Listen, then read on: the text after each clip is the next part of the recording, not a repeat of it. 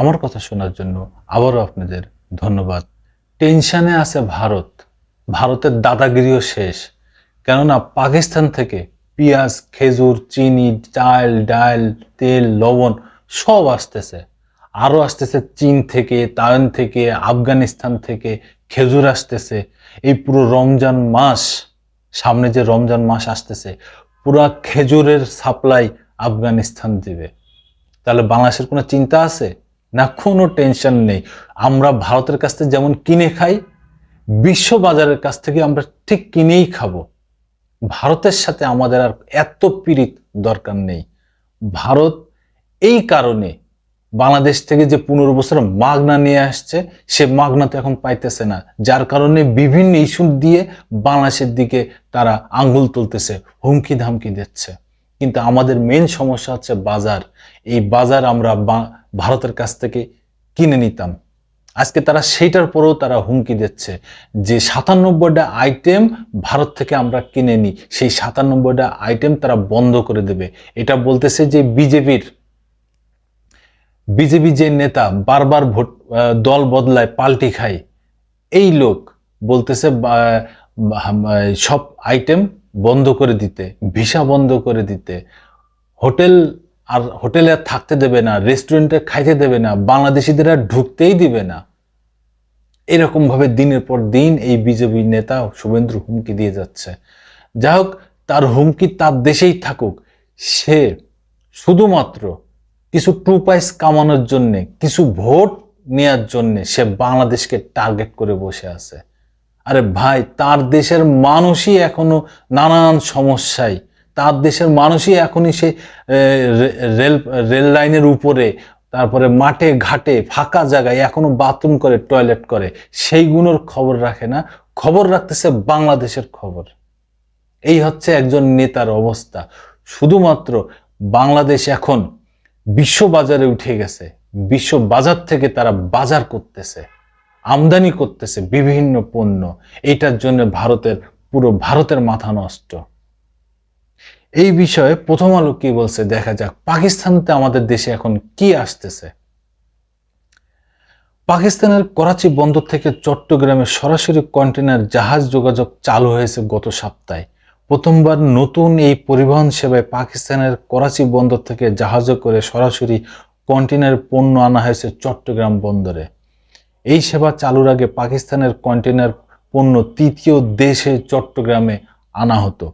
প্রথমবার এই সেবায় এমভি ইউয়ানজিয়ান ফাজাং জাহাজে করে পাকিস্তান থেকে কন্টেনারে কি পণ্য আনা হয়েছে তা নিয়ে আগ্রহ তৈরি হয়েছে ভারত বাংলাদেশ সবার কাছেই, যে কি আছে এই জাহাজে।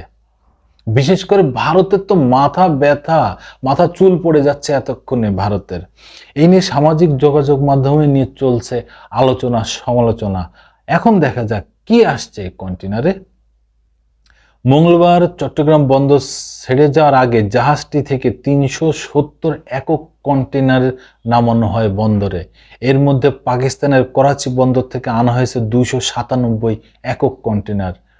সংযুক্ত আরব আমিরাত থেকে আনা হয়েছে 73 একক কন্টেনার।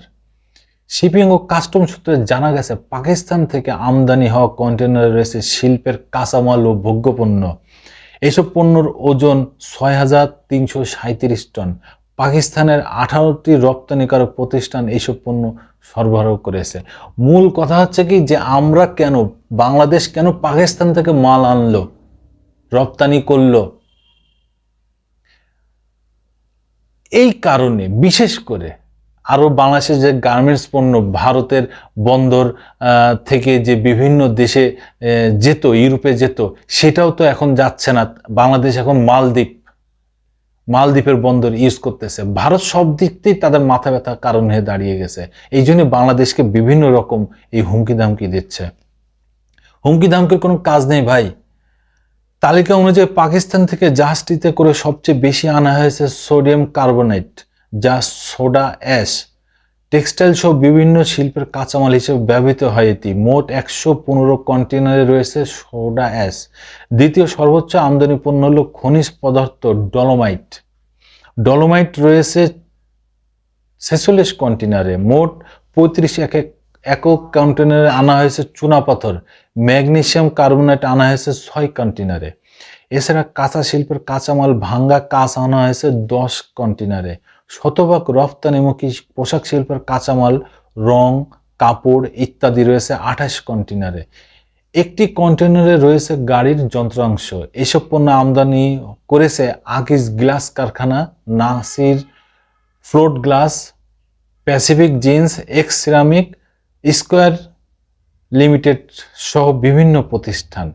শিল্পের কাঁচামাল ছাড়াও আনা হয়েছে 42 একক কন্টেনারে। এসব কন্টেনারে রয়েছে পেঁয়াজ 611 টন, এর বাইরে 14 একক কন্টেনারে আলু 203 টন। এই দুটো পণ্য আনা হয়েছে হিমায়িত কন্টেনারে। ঢাকার হাফিজ কর্পোরেশন, এমআর ট্রেডিংস ও চট্টগ্রামে আল্লাহর রহমত স্টোর পেঁয়াজ আলু এনেছে। এইসব কাঁচামাল এই যে আসা ধরছে, আর তো থামবে না, এখন তো প্রতিনিয়ত আসতেই থাকবে। এই জন্য তো বললাম প্রথমেই যে দাদাদের মাথা নষ্ট।